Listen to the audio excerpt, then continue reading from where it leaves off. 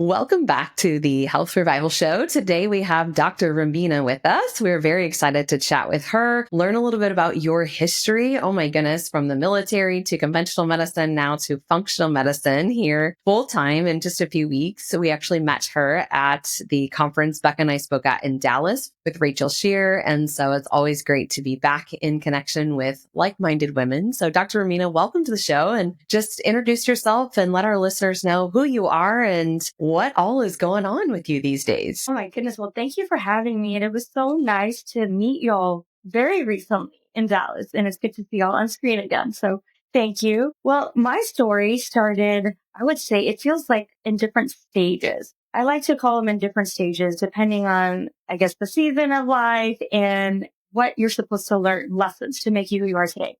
So starting back, my journey was new for myself and my family.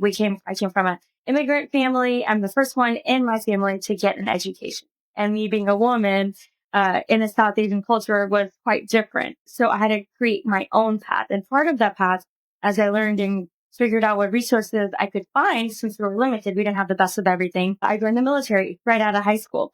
So not only did I get the financial resources, but also my confidence and my ability to get through with grit, that persistence, all that. So I gained quite a more than I thought I would. And, I always had something inside of me that I didn't know what I wanted to do, what I wanted to grow up. Maybe it was more so I didn't believe I could. I didn't know how because of lack of resources or even the motivation or even encouragement from my family because we were just in survival mode, right?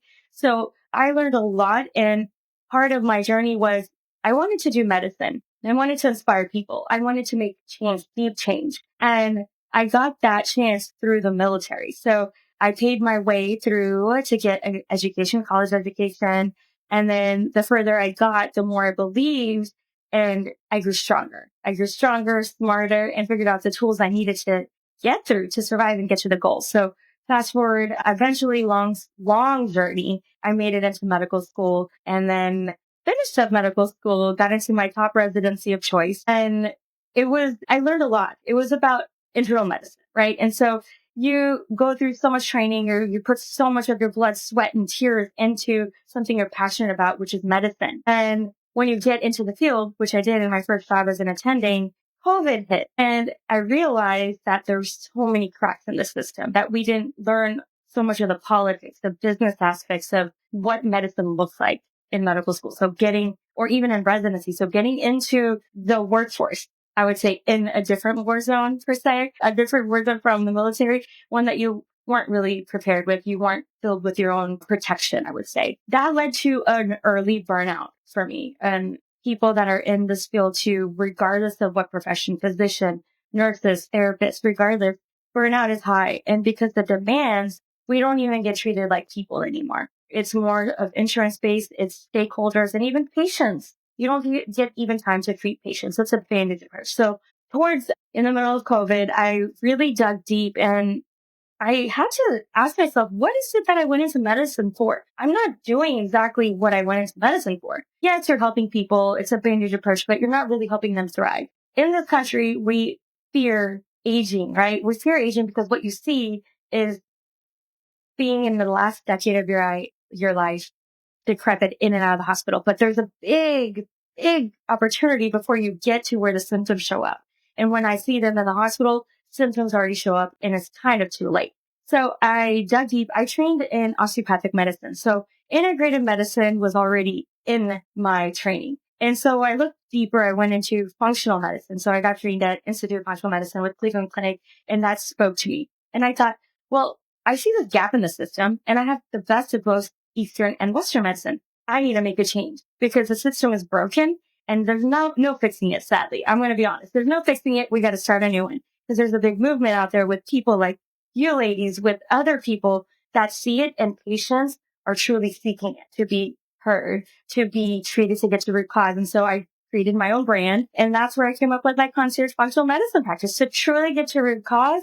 And I would say it's a truly holistic in a sense where I provide the tools in a workshop setting if you need, in a retreat, nervous system regulation, and combine the best of both worlds, Eastern and Western. And then with that, of course, comes the entrepreneurial side. And we can dive in deep wherever y'all want. I love that. And I think, I mean, we've had so many doctors on the show who have a very similar story to you, just in terms of, I didn't realize what I was really getting into when I got into the workforce, right? Like you said, that war zone and just how your hands are so tied. And like you said, the Band-Aid approach as well. So certainly we believe in functional medicine that the holistic approach can include, because I have people who ask me, if I start working with you, does that mean that you're going to want me to come off prescription medications? I'm like, absolutely not. No, like there are certain tools that we need, in the toolboxes from both sides, but it is how we help with longevity. So you mentioned burnout, and I would love for you, before we dive into other topics, just to talk a little bit more about that to the healthcare workers. As I was saying, offline, Becca and I both have had clients in our practice that are truly, truly struggling. A lot of metabolic dysfunction, a lot of inflammation, trends towards autoimmune, and the stress is so high. They don't love what they do, but they're in it, right? They love the patients, but not, again, the way that they have to go about addressing that. And, even just some of them saying, I don't get time to sit down to take a breath, to have a little bit of, food to eat, to nourish my body, even time to go to the bathroom in some situations. So share a little bit about, you mentioned central nervous system too, things that you've learned that might help others in the healthcare industry who are struggling. Oh, yes, that's such a good question. And there's so many professionals in this field that experience burnout. And unfortunately, it's gone unchecked, I would say. The suicide rate, it's higher. And it's sad that it has to come to that, because I would say when they have the corporate way of doing things, right? It's all corporate run. I think that's where the issue is. It's corporate, pharma, and insurance space. So based off of those parameters that they set, and they give you the restrictions, right? So hospitals or physician offices that are run by all these companies, they get a lump sum of money. And if they don't meet certain targets, then they don't get the money, right? And that's what it comes down to, is money. And the sad part there is it goes into the pockets of like the big CEOs of hospital companies, of the insurance companies, and big pharma. So we're just the workhorses at this point. And what I've seen, and sadly, it's not people that are trained in medicine that are at the forefront making these decisions. It's people with maybe a business degree, maybe, and that have never held a dying patient's hand, that have never told a patient they have cancer. They've never done that. The human aspect, they've never experienced. And so they look at everything as numbers, as metrics. And so we're told to do our job a certain way. It doesn't matter what you do to the patient. It doesn't matter how. It's more so, for an example, a day in a hospital for me on shift is you're expected to work. You're expected to do all these meetings with case management, with the administration, and justify why this patient is still here, why you can't discharge him. And you're saying, well, I mean, the poor guy has heart failure or they have cancer. You're not going to fix it. And they're like, well, they're out of hospital days. So, you're just a bad doctor if you can't fix it. And then based off of those, then of course, if it hurts the pockets of the big hospital, then you get more pressure. So you get more pressure. You get threatened on your job. You get told you're a terrible physician, which isn't true. And then they add in like a new, I would say a survey system to also, because now it's a service industry. It's like a hotel industry. How well did you get treated? Well, here's the thing. They give surveys to people that are IV drug seeking. So if you don't want to feed into that, because obviously that is ethically not right. Obviously, if someone is in pain and they have a legitimate reason, yes, you want to give them pain medicine as needed. But a lot of times you're asking patients these questions that basically have your job in their hands, because you don't want to give into something that's unethical. And so that comes back to the administration. So all that comes down. You have that pressure. You have the pressure of being fired. You have the pressure of someone looking over your shoulder. It's just a very hostile environment. So when you add that, you're disrespected. You don't get to treat the patients. Sometimes patients do get the help they need, but then it's a cycle coming back, because, for instance, you say it's a person with diabetes or heart failure. Well, they don't know how to exactly eat right. If it goes back to lifestyle, right? They don't know how to eat right. You don't have the time to sit down and tell them what to eat, to exercise, to get stress control, because then you have 10 million pages coming and you can't sit down, right? So, I mean, that just gives you a glimpse of what's going on, of the type of pressure. You're not even seen as human. You can't take a break. When they say there are systems in place to make sure employee well-being is going on. It's not. It's not. They gaslight you. They say, oh, you're going to speak up and tell the truth. Well, we're going to do things to basically make you quit. Like, it's bad. And every system, every hospital system is like that, whether you're a physician, a nurse, or a therapist or whatnot. It's pretty bad. So a lot of people have to find a way to regulate your nervous system, right? Because this goes into, are you physically under stress, right? And then are you mentally thinking that, right? So imagine like you're constantly spitting out that cortisol nervous system fight or flight response because you think your boss is out to get you. You think people are, not helping you. You have patients that are really sick that could die. So you have your job, your moral, ethical obligation for patients, but then you have administration that is not having anyone's interest except the bank account, and they're not giving you a moment to really do your job and do justice. So that's a lot of like mental stress, and a lot of healthcare workers feel that. You got the mental stress, but then you also have the physical stress because when you do shift work, most of them, it's like 12 hours back to back, days on stretch, and then maybe limited days off, right? So you do that, that sends your nervous system overdrive. And if you can, maybe try to like step outside, even if it's like you may get 5 minutes, step outside, get a fresh breath of air, breathe, regulate your nervous system. If you can try to go take a quick restroom break, go find those moments of peace anywhere you can. And if you can't, then right before you walk into a patient's room, just take a moment. Those are the moments where I find like you reground, you re-regulate, you recalibrate your nervous system. And I'm sure all your listeners are very familiar with like regulating the nervous system. It goes into the mindfulness practice is what works for you. That is one thing you could take with you is breath work. It's the breath work. There's like box breathing. There's like 4-7-8 breathing. The whole point is when you take that moment to breathe and pause through your vagus nerve, it resets your nervous system. So you go, I would say about like within 30 seconds, your fight or flight sympathetic response goes into your rest, digest, parasympathetic response. So that happens while you're on shift. And then when you're at home, trying to do all the nervous system regulations as you can. There's people that say they're depressed, but it's really an absence of things that bring you joy. So when you do things that bring you joy, even if it's on shift or even when it's off shift, whether it's coming home to hug your dog or your kid or going outside to do your favorite activity or laughing really hard at like a joke or a comedian, something that gets that dopamine response or that oxytocin response from doing the things that naturally are antidepressant, right? That brings you joy. I feel like those are just quick pointers that you could do if you don't have any time to just go walk outside, get exercise or try to eat right. At least get your mindset right. And that will be a good start. And I think something that you mentioned around all of the laws and red tape and all of the pieces, so many people that we talk to are like, oh, I'm going to my endocrinologist to try and get answers, or I've had lab testing, but they say that everything looks normal, and all of these frustrating situations that we know what the end result's going to be. Like, you're not diseased enough to have a medication or a surgery. And so why would they spend the money on you to do further testing? Why would they want to dig deeper? Because they know based on the initial labs, like there's nothing serious enough here for them to be able to handle easily. And so they will say everything is normal, come back when it's worse, right? And I've had that in many cases. I remember vividly one of them, I had a client that had very clear hemochromatosis patterns, and she had a history of it in her family. And it was bad enough to where it was like, you need to go and see, a hepatologist. Hematologist. I was like, it's not hepatologist. It's that. Why am I blanking on this term? Starts with H.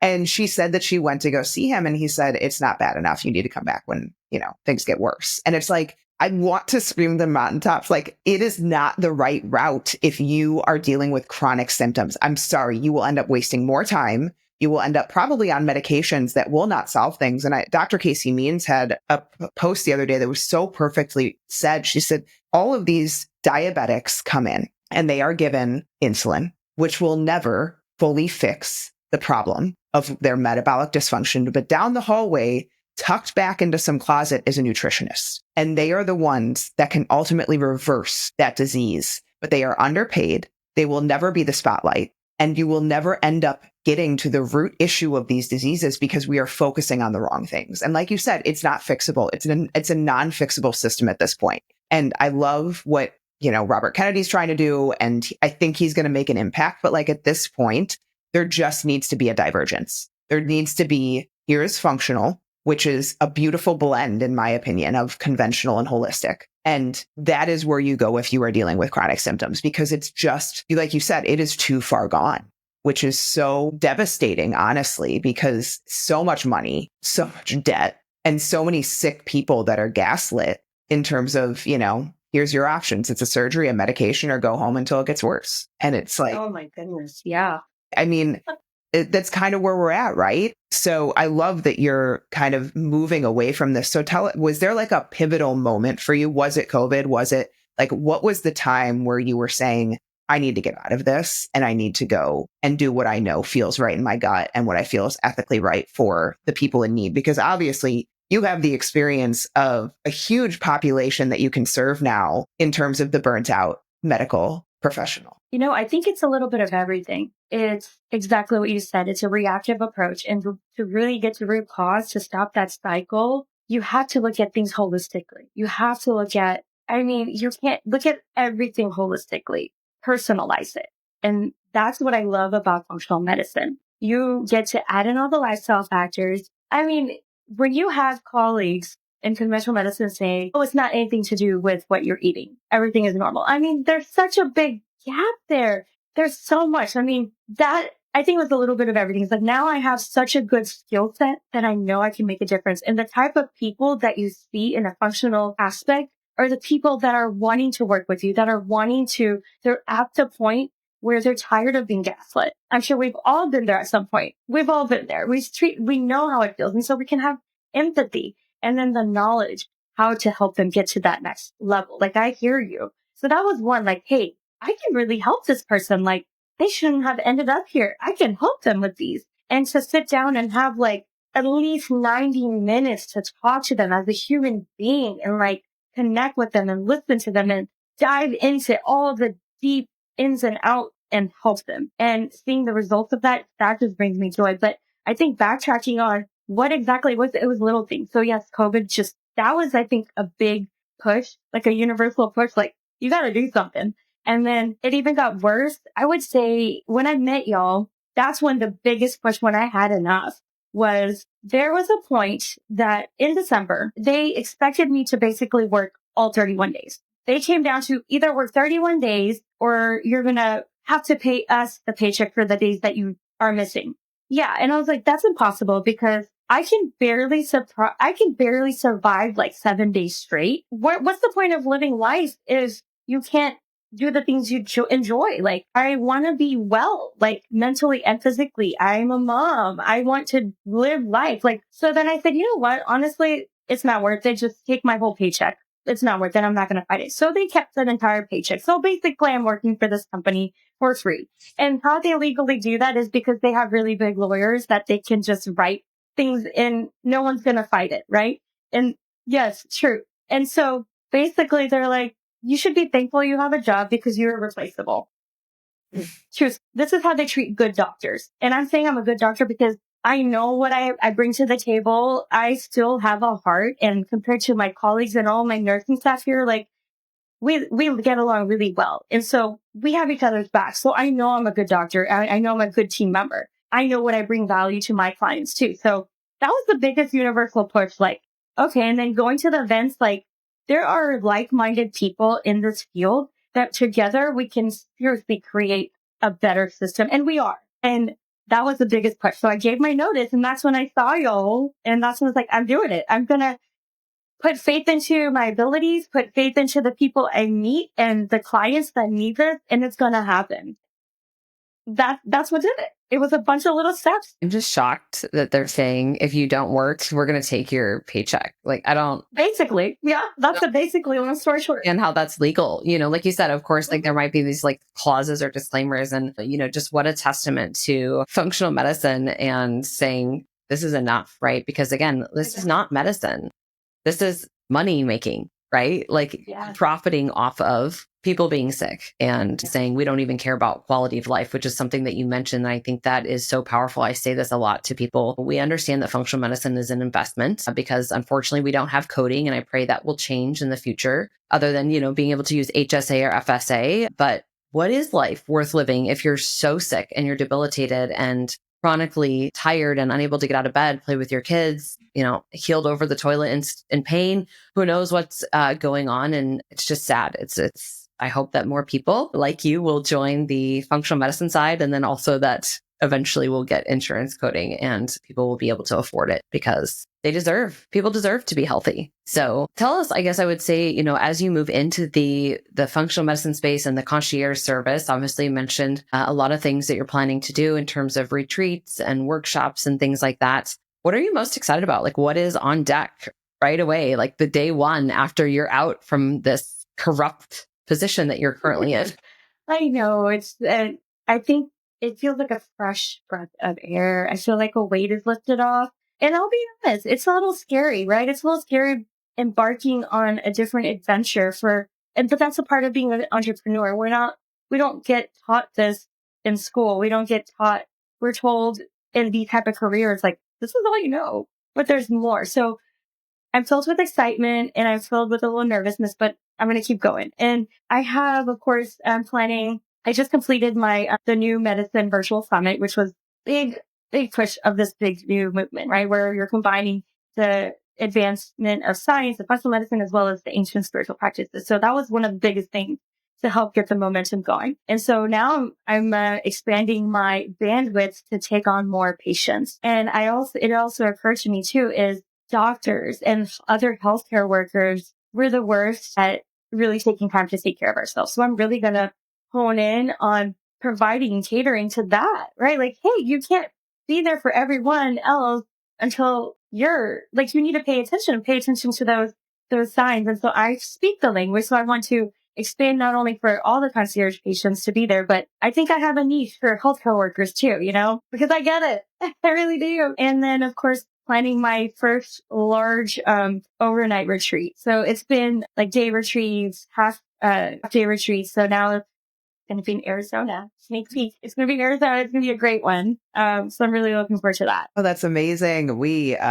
I love the concept of retreats because I think, especially with professional medical professionals is what I was meant to say, especially in that population, it's so hard to really see in your environment, right? It's taking people out of their environment to see what is possible and to kind of open their eyes to how you can feel. And potentially you might experience this, just a little heads up.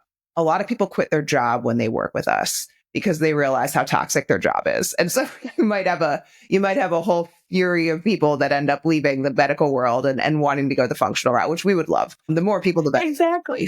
Exactly. But, I love that. And again, for the retreats, what do you focus on? Like, what do you think is the biggest needle mover for this group of people? Is it, the breath work? Is it like, what are you seeing as their main issues in terms of symptoms and in terms of maybe mindset pieces that you've been trying to address with, the people that you're working with? So yeah, I mean, there's so many components, but I think most evidently it's the nervous system regulation, but it goes deeper than that too. So what I've done before is, I don't want to say it's superficial because any work is good, right? But that just hits the surface, right? If you do half a day versus let's say like a 3 to 4 day, you're really getting deep.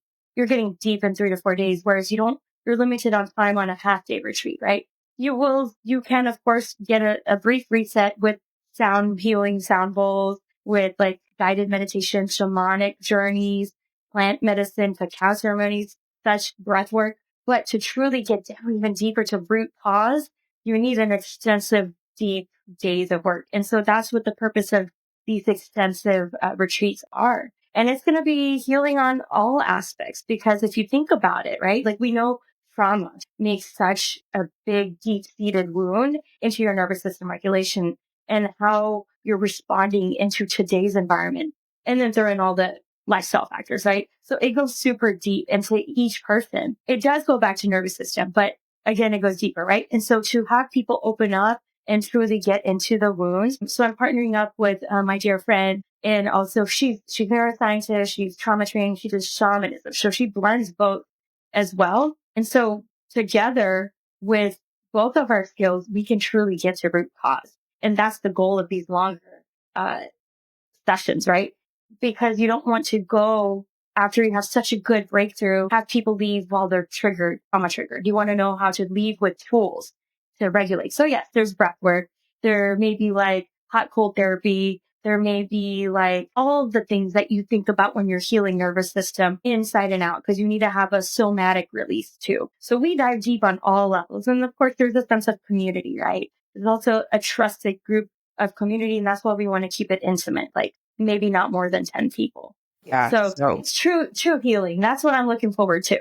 sure. No. And that's why I think those full retreats can be really helpful for the people that maybe are in the medical professional right now, outside of like those deep breaths and, the little pieces there and trying to really de-stress when you're on your off days. Is there anything else? Because I think another thing that we see a lot with our clients that are in that space is they can't eat regularly. They can't drink water in surgery rooms, like all of these different pieces. So have you found little hacks or little things that you have found helpful for the crazy days, or how to kind of combat all of that when you are in it? Yes. And, your neuroplasticity, right? Big fancy word. Of course, it shows you that you can rewire your brain. You can rewire your response. And same thing as another big term, epigenetics, right? You are born with genes, but then you have the ability to switch on and off based off the lifestyle. So all that going to show that if for the most part, when you can regulate your nervous system and do the things right most of the time, let's just say the 80-20, right? Like 80% of the time, say you're even on your off days, you can do the right things. Well, then you're balancing your whole body. You're balancing those genes. You're balancing the neural circuits. So then you have more of a capacity to handle on those high stress days, right? So it goes back to what you're putting in your bank account, what your body bank account can handle. So yes, on those stressful days, you have more in your tank. You have more in your tank to handle it. So those are going to be the biggest points on your days off.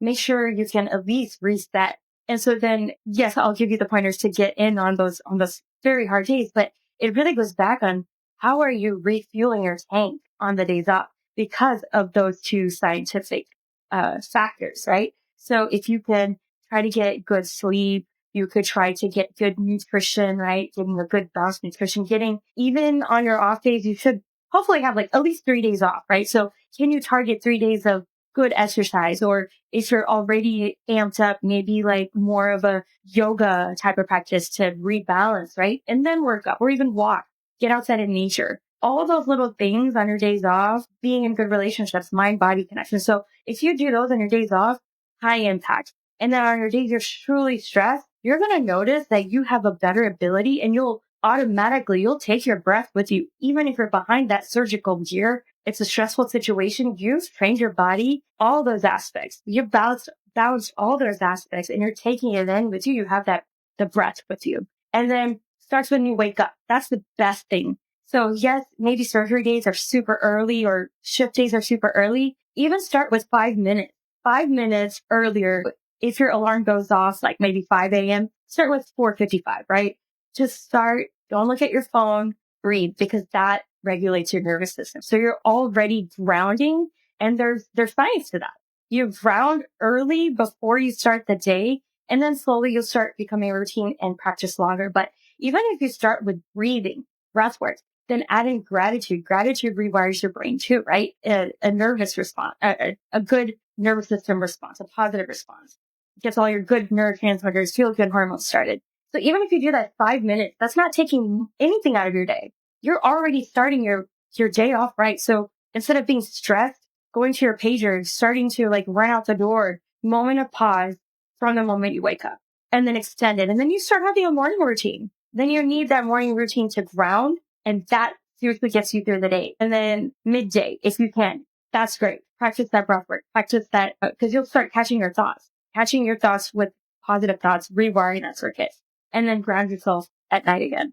I feel like those are the biggest bang for your buck on your stressful days. and then create that habit. Yeah, we talk about this, I think, in terms of, I call it like bookend your day, right? So beginning and end. And this could be anybody, right? It doesn't have to be a healthcare worker. It could be the mom that's waking up to take care of multiple children or That's harder too. Honestly, that's harder. Mom life is harder than any job.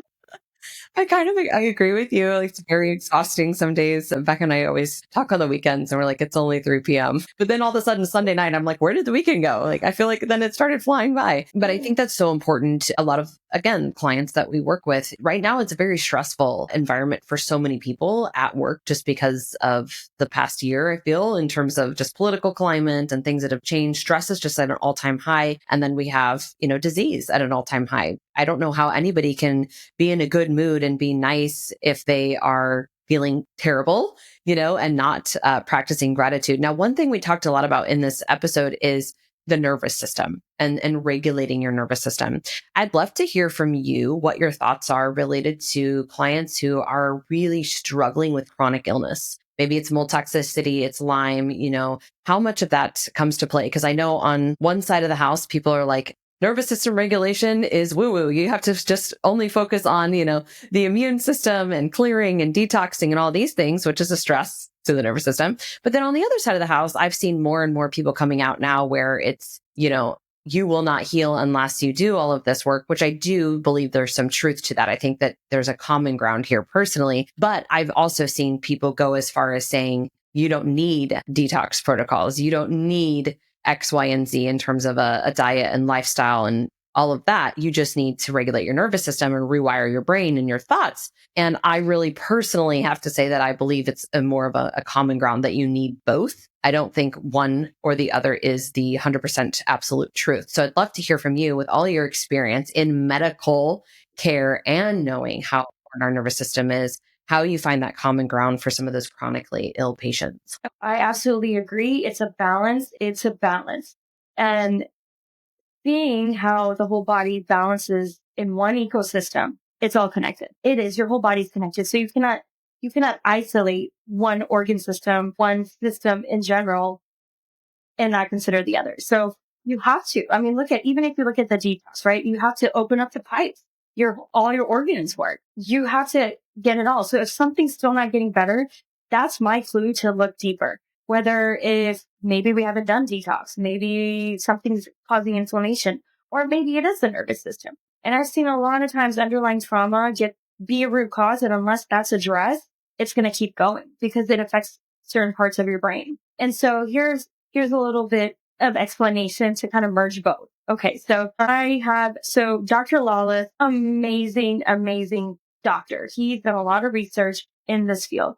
And he created this device. So you could see on imaging that certain areas of your brain light up, anxious brain versus a calmer brain. And then using these modalities being whether it's mind-body regulation, whether it's stressors from eating or whatever the case is, right? It's your brain will light up a certain way. He created this device that monitors brain waves. So you can see if you practice like meditation or if you do like sound bowls, sound healing, you can see that your brain waves, so the Zen wave, I like to call it, you could see that they turn into theta waves, evident by this device. And so that shows you that scientifically it's not woo-woo. You can't really combat imaging as well as like devices that measure brain waves, right? So that's one. And then you throw in like, if you want to look at advanced biochemical tests, right? Like look at the neurotransmitters, right? Well, there you go. And then you look at like,